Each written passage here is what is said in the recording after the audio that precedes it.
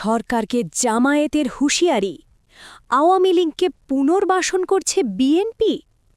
নতুন সরকার গঠনের মাত্র কয়েকদিনের মধ্যেই জামায়াত ও এনসিপি থেকে বিএনপির বিরুদ্ধে তীব্র সমালোচনা ও হুঁশিয়ারি আসতে শুরু করেছে। জামায়াত আমির ড শফিকুর রহমান সরকারকে কঠোর সতর্কবার্তা দিয়ে বলেছেন, জনস্বার্থবিরোধী কর্মকাণ্ডে জড়ালে সংসদ ও রাজপথে প্রতিরোধ গড়ে তুলবে জামায়াত।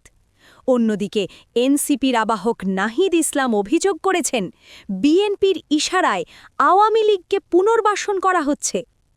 আজ প্রথম রমজানে রাজধানী মিরপুরে ইয়াতিম শিশুদের সাথে ইফতার অনুষ্ঠানে জামায়াত আমির ড শফিকুর রহমান এক গুরুত্বপূর্ণ বক্তব্যে বিরোধী দলের ভূমিকা ও সরকারের প্রতি তার অবস্থান স্পষ্ট করেছেন।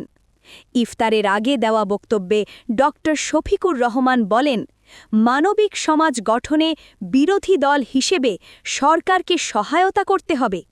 ভালো কাজে আবার বলছি, আমরা তাদের সঙ্গী হব, কিন্তু যদি তারা না করেন আমরা সংসদে এবং জনগণের কাতারে দাঁড়িয়ে আমরা কিন্তু প্রতিবাদ করব। যেখানে সম্ভব, যেখানে প্রয়োজন, জাতির স্বার্থে সেখানে প্রতিরোধ করে তুলব ইনশাল্লাহ। এই বক্তব্য থেকে স্পষ্ট হয়ে যায় যে জামায়াত কোনোভাবেই বিএনপির রাবার স্ট্যাম্প হয়ে থাকবে না। তারা সরকারের প্রতিটি পদক্ষেপ খুঁটিয়ে দেখবে এবং জনস্বার্থবিরোধী যে কোনো কাজের বিরুদ্ধে সংসদে ও রাজপথে প্রতিরোধ করে তুলবে। জামায়াত আমিরের এই হুঁশিয়ারি আসছে এমন এক সময় যখন গণমাধ্যমের স্বাধীনতা নিয়ে প্রশ্ন উঠছে। সম্প্রতি একটি বেসরকারি টিভি চ্যানেলের কিছু কর্মীকে ছুটিতে পাঠানোর ঘটনায় তীব্র প্রতিক্রিয়া জানিয়েছেন জামায়াত আমির। তিনি এটিকে স্বাধীন সাংবাদিকতার জন্য হুমকি হিসেবে উল্লেখ করেন। বলেন, এটা গণমাধ্যমের স্বাধীনতার ওপর নির্লজ্জ হস্তক্ষেপ।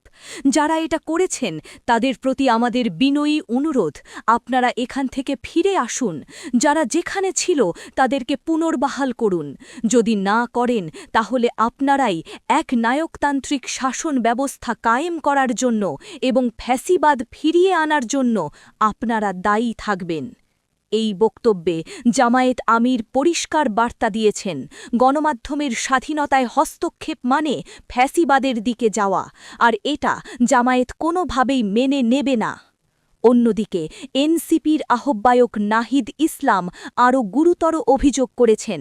আজ রাজধানীর বাংলা মোটরে এনসিপির কেন্দ্রীয় কার্যালয়ে সংবাদ সম্মেলনে তিনি বলেন, বিএনপি সংবিধান সংস্কার পরিষদের শপথ না নিয়ে সংস্কার ও গণরায়ের বিরুদ্ধে অবস্থান নিয়েছে।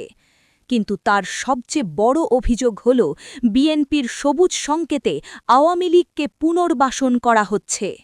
নাহিদ ইসলাম বলেন, বাংলাদেশে ফ্যাসিস্ট আওয়ামী লীগদেরকে পুনর্বাসনের একটা প্রচেষ্টা চলমান আছে। বিভিন্ন জেলা উপজেলায় আওয়ামী লীগের কার্যালয় খুলে দেওয়া হচ্ছে। এটা অবশ্যই এই নতুন সরকারের প্রশাসনের এবং সরকারি দলের প্রশ্রয়ে এটা হচ্ছে। তাদের কাছ থেকে গ্রিন সিগন্যাল ছাড়া আওয়ামী লীগ এটা করার সুযোগ বা সাহস পেত না। এই অভিযোগ অত্যন্ত গুরুতর, কারণ জুলাই বিপ্লব হয়েছিল আওয়ামী লীগের ফ্যাসিবাদী শাসনের বিরুদ্ধে। হাজারো তরুণ শহীদ হয়েছে সেই স্বৈরাচারী সরকারকে হটাতে। আর এখন যদি বিএনপি সরকার সেই আওয়ামী লীগকেই পুনর্বাসন করতে শুরু করে, তাহলে জুলাই বিপ্লবের অর্থ কী থাকবে? নাহিদ ইসলাম পরিষ্কার জানিয়ে দিয়েছেন, বিএনপির গ্রিন সিগন্যাল ছাড়া আওয়ামী লীগ এই সাহস পেত না। অর্থাৎ বিএনপি সরকারই আওয়ামী লীগকে আবার রাজনীতিতে ফিরিয়ে আনছে। এনসিপি আরও অভিযোগ করেছে যে নতুন মন্ত্রিসভায় পরিবর্তনের আকাঙ্ক্ষা পূরণ হয়নি। মন্ত্রিসভায় স্থান পেয়েছেন প্রায় সবাই বিএনপির পুরনো নেতারা, নতুন মুখ নেই বললেই চলে। এই পরিস্থিতি বিএনপির জন্য অত্যন্ত বিপজ্জনক। একদিকে জামায়াত সংসদ ও রাজপথে প্রতিরোধের হুমকি দিচ্ছে, অন্যদিকে এনসিপি অভিযোগ করছে আওয়ামী লীগকে পুনর্বাসন করা হচ্ছে। আর প্রধান উপদেষ্টা ইউনূসও বিএনপির বিরুদ্ধে অবস্থান নিয়েছেন সংবিধান সংস্কার পরিষদের শপথ না নেওয়ার বিষয়ে। রাজনৈতিক বিশ্লেষকরা বলছেন বিএনপি ক্ষমতায় আসার মাত্র কয়েক দিনের মধ্যেই মিত্রদের হারাতে শুরু করেছে। জামায়াত ও এনসিপি, যারা নির্বাচনে বিএনপির সাথে ছিল, তারাই এখন বিএনপির সমালোচনা করছে। একজন বিশ্লেষক বলেন, বিএনপি একটি বড় ভুল করছে। তারা মনে করছে সংখ্যাগরিষ্ঠতা পেয়েছে, তাই যা ইচ্ছা তাই করতে পারবে। কিন্তু জামায়াত ও এনসিপি তাদের এই অবস্থান মেনে নিচ্ছে না। আর গণমাধ্যমের উপর হস্তক্ষেপ এবং আওয়ামী লীগকে পুনর্বাসন, এই দুটো বিষয় জুলাই বিপ্লবের চেতনার সম্পূর্ণ বিপরীত। আরেক বিশ্লেষক বলেন, জামায়াত আমির খুব বুদ্ধিমানের সাথে তার অবস্থান স্পষ্ট করেছেন। তিনি বলেছেন, ভালো কাজে সরকারকে সমর্থন করবেন, কিন্তু জনস্বার্থবিরোধী কাজে প্রতিরোধ করবেন। এটা একটি শক্তিশালী বার্তা। সোশ্যাল মিডিয়ায় জামায়াত আমিরের এই বক্তব্য এবং নাহিদ ইসলামের অভিযোগ ব্যাপক আলোচিত হচ্ছে। অনেকে বলছেন, জামায়াত ঠিক কাজ করছে, তারা অন্ধভাবে বিএনপিকে সমর্থন করছে না। একজন লিখেছেন, জামায়াত আমির যা বলেছেন তা একদম সঠিক।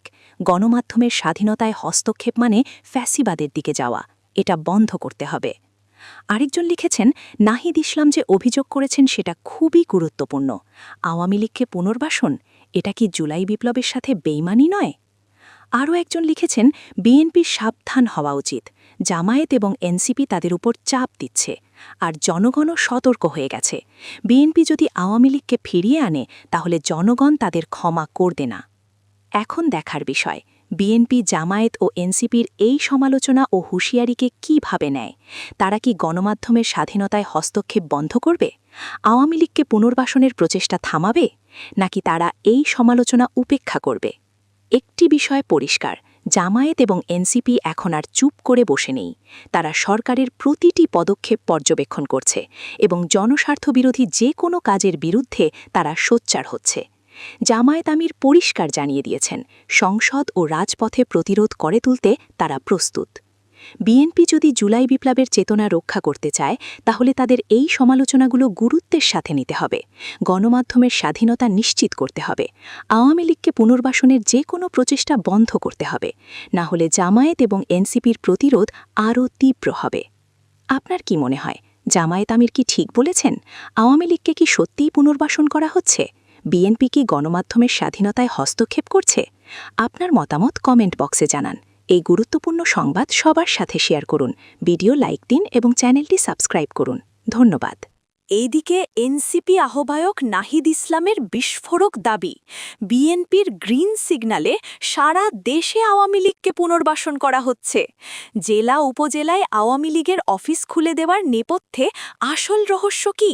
জুলাই বিপ্লবের চেতনা কি তবে বিসর্জন দিচ্ছে বিএনপি সরকার?